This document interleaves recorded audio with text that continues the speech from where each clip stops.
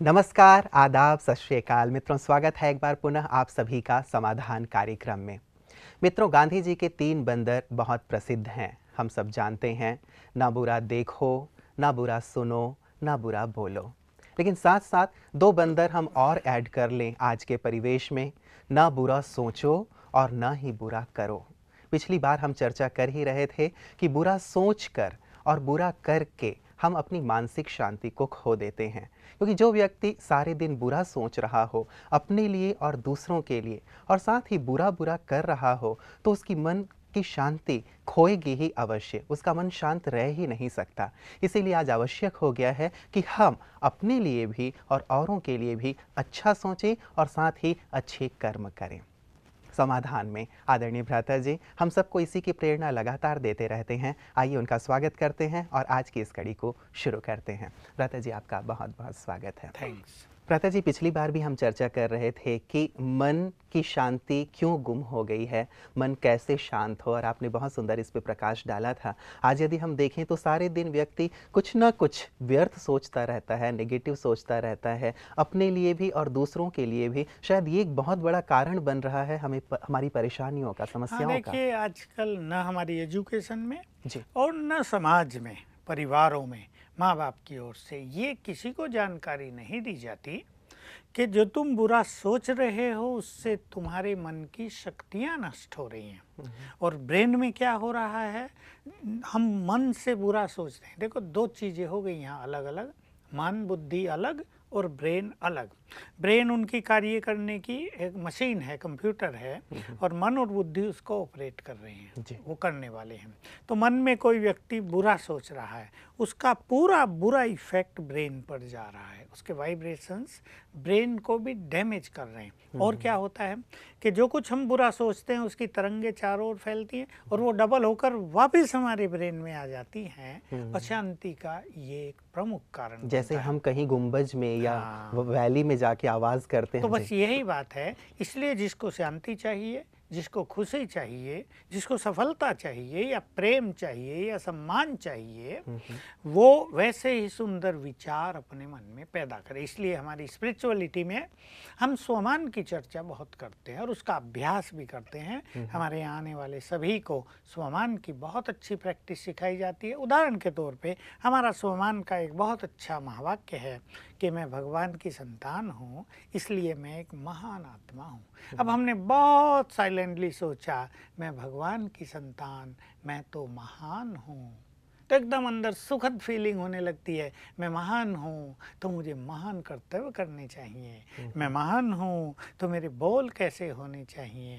मैं महान हूँ तो मेरी दृष्टि और दृष्टिकोण कैसा होना चाहिए। मैं महान हूँ, मेरा चलना उठना बैठना व्यवहार सब महानता के अनुकूल होना चाहिए। तो ये संकल्प स्वमान का करते ही जीवन बदलने लगता है, पहले दिन से जीवन बदलने लगता है। इसलिए सुंदर संकल्प, सुंदर विचार हमारे जीवन का निर्माण करते हैं, चित्त को शांत करते हैं, प्रसन्नता से भरते हैं। न केवल प्रसन्नता से, लेकिन शक्तिशाली संकल्पों से भरते हैं। देखिए, स्वामी विवेकानंद ये कहा करते थे, शक्तिशाली बनो, उनका बहुत जोर था, बी पावरफुल।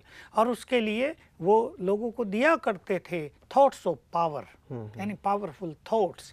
तो ऐसे पावरफुल थॉट्स हमें स्वमान से बहुत मिलते हैं। ये पावरफुल थॉट्स हमें पावर देते हैं, एनर्जी देते हैं, और दिनों दिन उनसे हम एनर्जेटिक पावरफुल बनते जाएंगे। निश्चित रूप से भ्राता जी, जैसे आपने कहा कि स्वमान से बहुत सुंदर विचार श्रेष्ठ होते चले जाते हैं, हम पावरफुल बनते जाते हैं। लेकिन 2 प्रश्न हैं लोगों की तरफ से मैं पूछना चाहूँगा। एक तो ये कि आज हमारे पास ऐसे श्रेष्ठ विचारों का अभाव है, कहाँ से हम क्रिएट करें। हम यदि न्यूज़पेपर देखते हैं, टेलीविज़न देखते हैं, मूवीज़ देखते हैं, अपनी चारों तरफ देखते हैं, तो हमारे चारों तरफ हमें कुछ नकारात्मकता ही दिखाई देती है। तो इन श्रेष्ठ संकल्पों, श्रेष्ठ स्वमानों का स्रोत क्या है? हाँ, बहुत अच्छी बात आपने कही। देखिए, सुंदर विचारों से जीवन सुंदर मिलेगा, लेकिन मिल रहा है सारा दिन पोल्यूशन।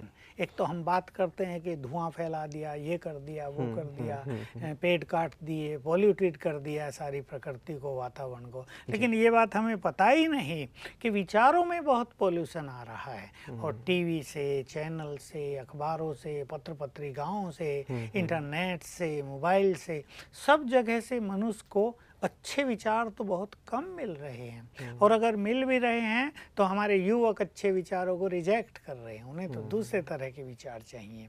तो ये बात बिल्कुल, ये प्रश्न हर एक के मन में उठता ही है कि अगर किसी को अच्छे विचारों का सृजन अपने मन में करना है तो वो क्या करे। इसके लिए देखिए, पहले तो हमारे यहाँ वेद शास्त्र और उपनिषद और दर्शन ये सब होते थे, और शुरुआत भी प्रातः काल कुछ गीता का अध्ययन, पाठ कुछ करके, जी, हाँ, कोई अपने ग्रंथ साहब का पाठ करके, उनके पास भी पाठ करने के बहुत सभी धर्मों में, सभी संप्रदायों में ये प्रथाएं थी कि उठते ही वो कुछ ना कुछ अच्छे चिंतन के लिए करे, कम से कम दिन की शुरुआत तो अच्छी हो जाए। लेकिन आजकल उसमें भी क्या हो गया है कि पाठ तो लोगों ने कर लिया, लेकिन उठते ही गुस्सा करने लगे। पाठ तो कर लिया, उठते ही फिर उसी टेंशन में रहने लगे, क्योंकि मन के अंदर वो शक्ति भी तो होनी चाहिए ना जो उन सुंदर विचारों को डाइजेस्ट कर सके। तो सुंदर विचार डाइजेस्ट नहीं हो रहे, रोज पढ़ रहे हैं, दूसरों की भलाई करो, दूसरे को सुख दो, सबसे प्रेम करो, अहिंसा से बर्ताव मतलब पढ़ करो, रहे हैं लेकिन आचरण में नहीं आ लेकिन रहा है। वो तोते वाली बात हो गई, इसलिए हो गया कि मन में शक्तियां नहीं हैं। तो हमारे ईश्वरीय विश्वविद्यालय में हम सभी दर्शकों को ये बात बिल्कुल ओपनली कहना चाहते हैं कि स्वयं भगवान ने प्रजापिता ब्रह्मा के द्वारा ये श्रेष्ठ ज्ञान दिया और हम सब के चित्त को एनलाइटेंड कर दिया, प्रकाशित कर दिया है, हमारे मन के अंधकार को दूर कर दिया। तो हमारे यहाँ रोज सवेरे हम ईश्वरीय महावाक्य सुनते हैं और हम सब जानते हैं कि उन महावाक्यों को सुनकर हमारे विचार महान बनते जाते हैं। हर दिन मनुष्य के विचार बदल रहे हैं वहाँ, हर दिन उसको ये रियलाइज हो रहा है कि उसकी क्या मान्यताएं हैं, उसके अंदर क्या वीकनेसेस हैं, वो सारे दिन में क्या गलती करता है, उसे कौन से अच्छे कर्म करने चाहिए। तो हमारे यहाँ इस ईश्वरीय महावाक्यों का बहुत अच्छा भंडार है। पुस्तकें भी लिखी गई हैं, रोज भी सुनाई जाती हैं, सीडी और टेप्स भी बहुत सारी हैं। तो हमारे पास तो वो भंडार इतना ज़्यादा है और मैं समझता हूँ लाखों लोग इसका इतना अच्छा फ़ायदा उठा रहे हैं कि अपनी कार में क्लासेस चला लेते हैं, माताएं घर में भोजन बना रही हैं, एक सुंदर क्लास चल रही है, युवक अपने मोबाइल से कानों में डाले हुए हैं, सवेरे घूम रहे हैं और सुंदर क्लासेस सुन रहे हैं। तो इससे उनको सुंदर विचार मिलते रहते हैं। और अब तो पीस ऑफ माइंड चैनल भी है जी, जो सारे दिन सुंदर विचार दे रहा है। हमारे यहाँ तो आने वाले युवक हम देखते हैं सबके कानों में लगा ईयरफोन और सुन रहे हैं। मैं पूछा करता हूँ कि क्या सुन रहे हो, का तुम्हारी क्लास तो सुन रहे हैं। मुझे भी लगता है कि देखो हमारे युवकों को कितना अच्छा शौक हो गया है कि वो अच्छी चीजें सुने, अपने जीवन को अच्छा बनाए। मैं तो अपने यहाँ जब एक युवकों का संसार देखता हूँ, थोड़े बहुत नहीं, लाखों हैं हमारे पास, और जो अपने जीवन को डिवाइन बना रहे हैं, जो अपने विचारों को महान बना रहे हैं, और उनमें से हजारों ऐसे हैं जिन्होंने अपने जीवन को ही परमात्म कार्यों के लिए डेडिकेट कर दिया है, जो दूसरों को मोटिवेट करने के लिए कई पद यात्राएं कर रहे हैं। अभी साइकिल यात्रा शुरू हो रही है, कभी बाइक यात्रा करते हैं।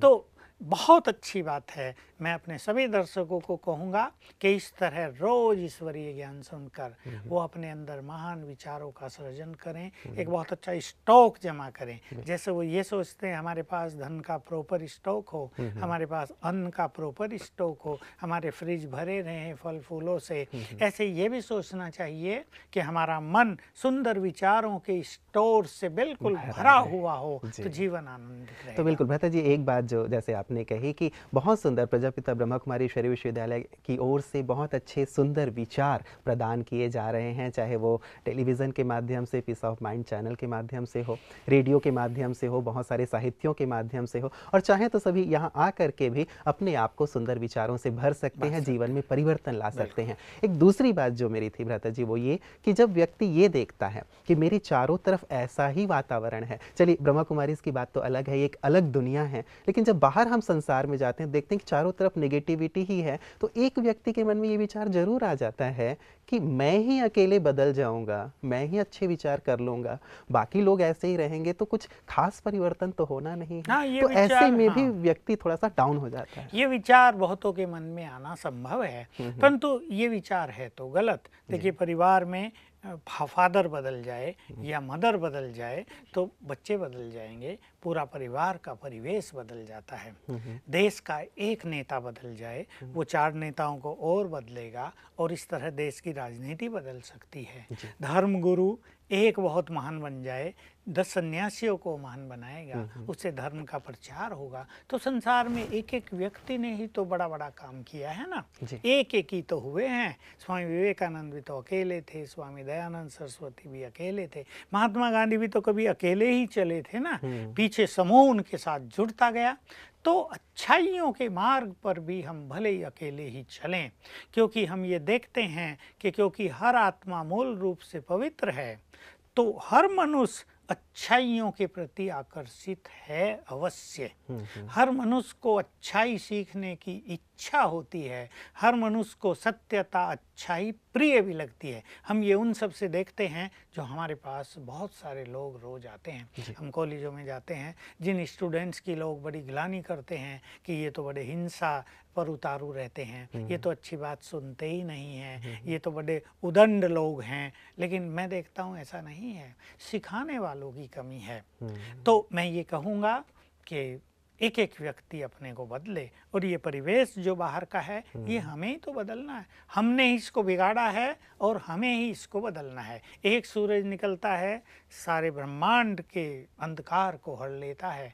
रात्रि चाहे कितनी भी घोर हो, एक चंद्रमा चमकता है, ऐसा लगता है कि रात में भी दिन हो गया है, रौनक आ जाती है। तो हम कभी इस हीन भावना को अपने अंदर न लाने दें, मैं अकेला क्या करूँगा। अकेले चलो इस यात्रा पर, तुम्हारे साथ झुंड आने को तैयार है। ये संसार अब बदलेगा, क्योंकि अब परमात्मा प्रेरणा इसके पीछे, गॉडली प्लानिंग इसके पीछे काम कर रही है। चाहे कितना भी अंधकार है, चाहे कितने भी मनोविकार हैं, चाहे पाप एकदम चरम सीमा पर पहुंच चुका है, ये सब नष्ट होगा और सत्य का सूर्य फिर से उदय तो होगा। शुरुआत हम करें। और वैसे भी रविन्द्रनाथ टैगोर जी ने भी कहा है, एकला चलो एकला चलो एकला चलो रे। यदि हम अकेले चल पड़ते हैं एक अच्छे राह पे, तो निश्चित रूप से लोग हमारे साथ जुड़ते ही चले जाते हैं। और किसी कवि ने बहुत खूब कहा है भ्राता जी कि मैं अकेला ही चला था जानिबे मंजिल, मगर लोग आते गए जुड़ते गए और कारवां बनता गया। तो कारवां तो एक साथ बनता नहीं, हम यदि अच्छे रास्ते पे चलते हैं तो कारवां निश्चित रूप से हमारे साथ जुड़ता चला जाता है। चाहे हमारे साथ थोड़े ही लोग जुड़े,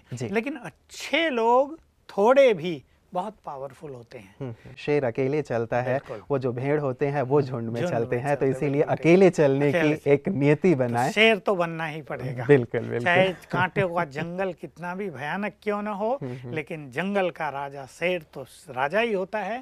ऐसा ही अकेले चलने की हिम्मत रखेंगे तो साथ देने वाले मिलेंगे बहुत। बिल्कुल। और कोई साथ दे ना दे, लेकिन परमात्मा का साथ तो उनके साथ रहेगा ही रहेगा, और निश्चित रूप से वो सफल भी होंगे अपने जीवन में। भ्राता जी, मैं प्रारंभिक प्रश्न की ओर आपको लिए चलता हूं। बात चूंकि जैसे पिछली बार भी हम मनोविकार की कर रहे थे, तो प्रश्न हमारे पास आया है कि मुझे बात बात में गुस्सा बहुत आता है, कभी कभी गुस्से में बच्चों पर हाथ भी उठा देती हूँ और सामान भी पटक देती हूँ। ये शालिनी जी हैं हैदराबाद से। और ठीक ऐसा ही हमारे पास आया है रायपुर से, कामिनी शाहू जी लिखती हैं कि मैं बीए की छात्रा हूँ, बचपन से मैं गर्म स्वभाव की हूँ, मुझे गुस्सा बहुत जल्दी आ जाता है। मैं समझती हूँ कि ये गलत है और इसका संबंधों पर बुरा प्रभाव पड़ता है, लेकिन मैं अपने आप को नियंत्रित नहीं कर पाती। कृपया गुस्से पर नियंत्रण की युक्ति बताएं। बिल्कुल, दोनों की बातें ठीक हैं। और क्रोध तो चाहे वो बच्चों पे उतारे या सामान पट के, नुकसान तो उसे ही होगा। खुद का घड़ी भी टूट सकती है। कभी कभी लोग मुक्के मारने लगते हैं, दीवारों में सिर मारने लगते हैं, गुस्से में अपना ही फूटता है।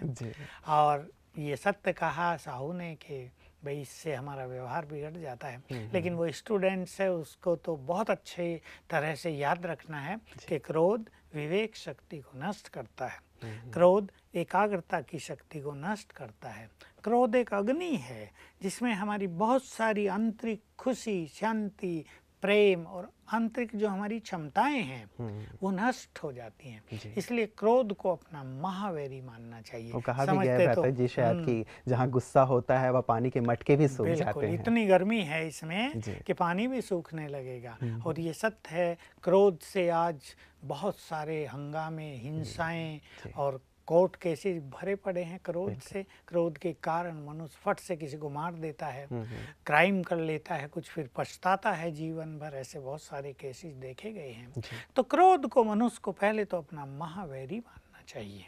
ये शत्रु है मेरा और ये मेरा मित्र नहीं है जो मैं इसको साथ रखूं। तो एक तो पहली बहुत अच्छी प्रैक्टिस करेंगे, क्रोध मेरा स्वभाव नहीं है, मेरा स्वभाव तो शांति है।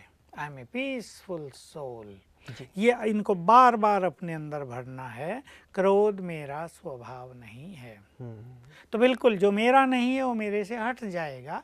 ये भी एक बहुत अच्छी विधि है, मनोवैज्ञानिक विधि, कि किसी भी चीज़ को अगर हम सोचते ये मेरी नहीं है तो उसमें हमारी आसक्ति होती ही नहीं, उसमें हमारा प्रेम भी नहीं होता। जैसे हम किसी के यहाँ मेहमान बन के जाते हैं तो वहाँ हर चीज़ यूज़ करते हैं, लेकिन किसी चीज़ में आसक्ति नहीं होती। ठीक ऐसे ही क्रोध मेरा नहीं है, तो क्रोध के प्रति जो हम एक बंधे हुए हैं वो फटाफट हमारी ओर आकर्षित होता है, उससे हम धीरे धीरे छूटते जाएंगे।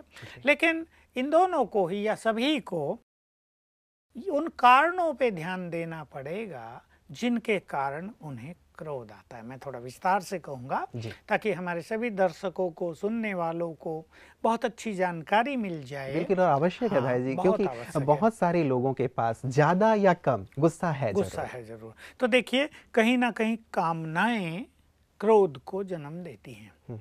अब एक गृहिणी के पास एक नौकर आया है, वो उसके किचन में या बर्तन सफाई में या झाड़ू लगाने के लिए काम कर रहा है। अभी ये गृहिणी चाहेगी कि वो हर काम परफेक्ट करे और वो करेगा नहीं तो इसको गुस्सा आएगा। मैंने ऐसी माताएं देखी जो सारा दिन परेशान रहती हैं अपने नौकर से।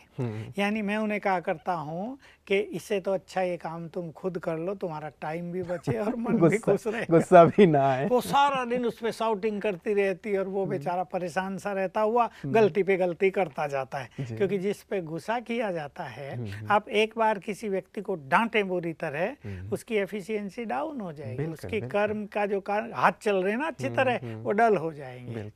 तो मैं ऐसे लोगों को देखता हूँ तो वो काम ना कर रही है। मैंने उसको कहा, अगर ये बुद्धिमान होता तो तुम्हारे घर में नौकरी करने आता क्या? तब इसको कुछ ख्याल हुआ कि बात तो कुछ अच्छी है। सचमुच अगर वो बुद्धिमान होता, पढ़ लिख के कहीं ऑफिस में काम करता, ऑफिसर बनता, बेचारे को कम बुद्धि है, काम करने की कला उसके पास होती तो भला ये काम क्यों करता हो, तो कहीं मैनेजर बन जाता। तो मैंने उसे कहा, तुम ये कामना छोड़ दो कि वो परफेक्टली काम करे, तुम ये कामना छोड़ दो कि जैसा मैं चाहूँ वैसा ही वो करे। तुम क्या करो, इसको प्यार से सिखाओ। उसने झाड़ू लगाई और किनारे पे कुछ छोड़ भी दिया तो उसको प्यार से बुलाओ, बेटा इधर आओ, ये भी साफ कर दिया करो, रोज ध्यान रखना, तो तुम्हारा चित्त भी शांत बना रहेगा और वो जो नौकर है वो बड़े प्यार में रहेगा तुम्हारे कि देखो हमारी मालकिन और बल्कि ज्यादा अच्छा काम करेगा। तो कई बार वो भी गुस्से में कि ठीक है ये रोज डांटती ही है तो वो भी कुछ गलत काम कर जाते हैं। कभी देर से आता है, फिर वो कभी देर से आता है, कभी बहाना बना देता है, आज तो मुझे ये तकलीफ हो रही थी, तो परेशानियों का कारण बन जाएगा। तो क्रोध को हम एक तो इस तरह जीतेंगे। क्रोध के पीछे एक छोटी सी बात और होती है, क्यों।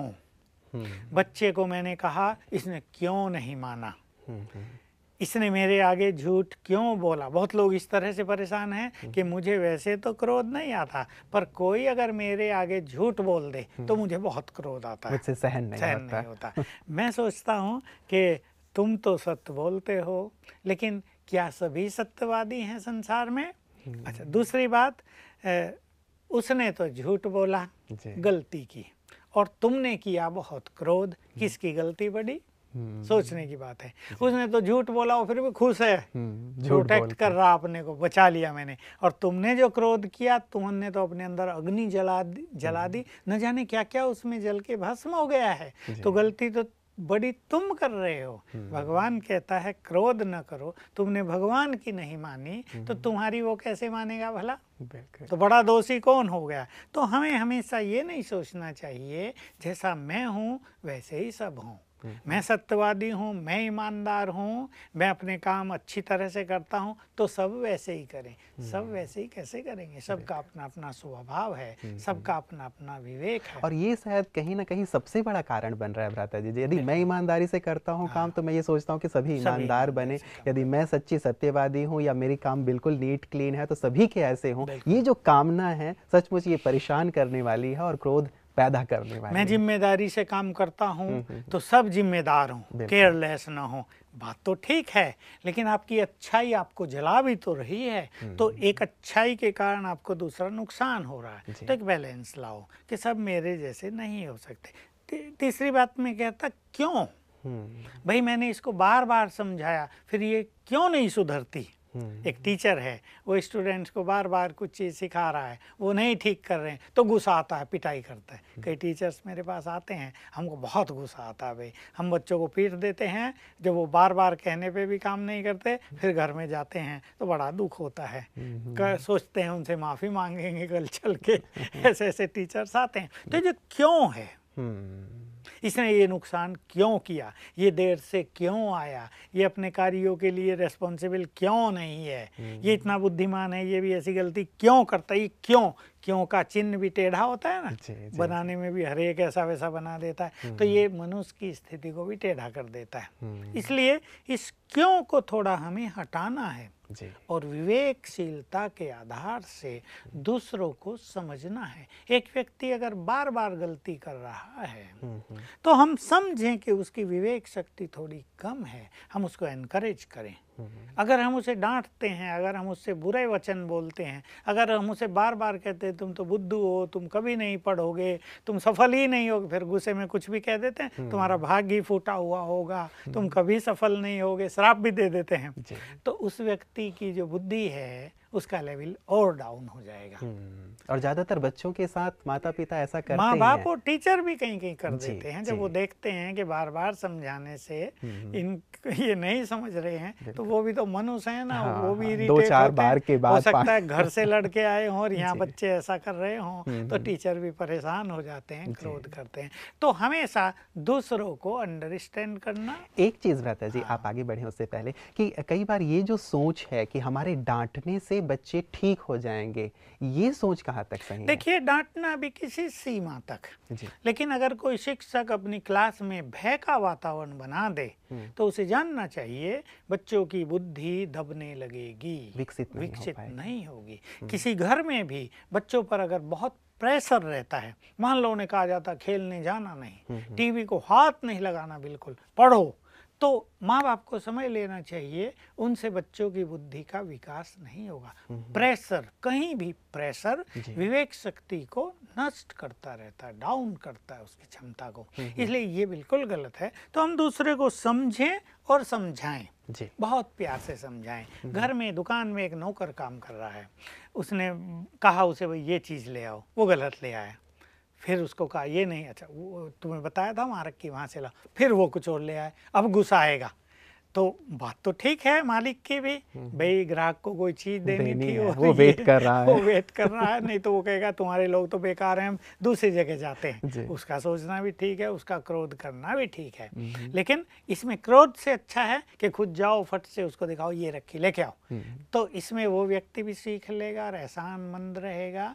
व्यवहार जो हमारा अच्छा है दूसरों पर बहुत अच्छा प्रभाव डालता है, सम्मान बढ़ाता है दूसरों के अंदर में। तो हम कोशिश करें हम अपनी शांति स्थिति को, प्रेम की स्थिति को, खुशी की स्थिति को बढ़ाते चलें और ये जो क्रोध की अग्नि है इसे घटाएं। हमेशा हमें याद रखना चाहिए जितना सहज भाव से हम काम करेंगे, जितना सिखाने की भावना हम दूसरों को रखेंगे और अपने चित्त को जितना हम शांत रखेंगे, उतना हमारी उन्नति होगी, वातावरण चारों ओर सुंदर होगा। नहीं तो क्रोध की अग्नि किसी को हाई ब्लड प्रेशर कर रही है, किसी के हार्ट पे इफेक्ट डाल रही है, कई तो इतना क्रोध कर लेते हैं कि उन्हें सिर दर्द हो जाता है। हमारे यहाँ भी एक है, इतना क्रोध कर लेते हैं कभी कभी सिर दर्द हो जाता है, फिर बैठे हैं उदास, नींद नहीं आ रही, पानी पिलाओ, गोली ला के दो। तो ये दयनीय स्थिति, इससे बचना चाहिए हमेशा। हम पीसफुल रहें, अपने ऊपर भी है, हमें एक निश्चय कर लें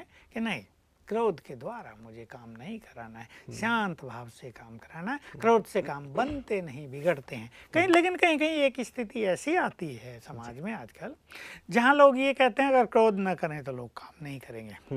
एक बहुत बड़ा प्रश्न होता है, क्योंकि यदि दबाव नहीं रहेगा तो वो सुनेंगे भी नहीं और मनमर्जी से काम करेंगे। हाँ, स्टूडेंट्स को लीजिए, अगर टीचर या लेक्चरर थोड़ा बहुत जेंटिल है, भोला है, तो वो उसकी मजाक उड़ाने लगेंगे, बात भी नहीं सुनेंगे, कमेंट्स भी करते रहेंगे। इसलिए स्वमान में रहना, और कहीं कहीं अगर आप ऐसा देखते ही हैं कि लोग आपकी शांत नेचर का डिसएडवांटेज उठा रहे हैं, तो आप ऊपर से ज़रा दिखा दो, लेकिन क्रोध की अग्नि को अंदर न जाने दो। जैसे आप एक एक्ट कर रहे हैं, एक प्ले कर रहे हैं, क्रोध दिखा रहे हैं केवल, लेकिन क्रोध की अग्नि में नहीं जल रहे, और तत्काल अपने चित्त को शांत कर लिया जाए, तो इससे काम भी बन जाएगा और आपका क्रोध भी समाप्त रहेगा। बिल्कुल, बहुत सुंदर बात भ्राता जी आपने कही है। मैं चाहूँगा कि इस चर्चा को हम आगे भी ज़रूर बढ़ाएँ, क्योंकि बहुत ही महत्वपूर्ण प्रश्न है आज हर एक व्यक्ति के लिए, और हर एक व्यक्ति चाहता तो अवश्य है कि वो क्रोध से बिल्कुल मुक्त हो जाए, क्योंकि जब उसका गुस्सा शांत होता है, पश्चाताप वो ज़रूर करता है। तो हम चाहेंगे कि इसके लिए सुंदर विधियाँ हम आपसे और भी प्राप्त करें। आज समय हमें इतना ही इजाज़त दे रहा है। आपका बहुत बहुत धन्यवाद। मित्रों, कहा जाता है क्रोध की शुरुआत मूर्खता से होती है और उसका अंत पश्चाताप से होता है।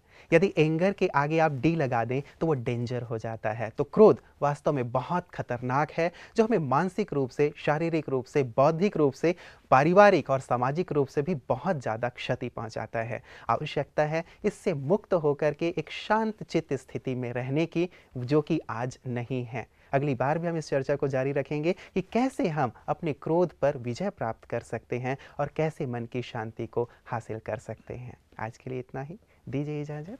नमस्कार।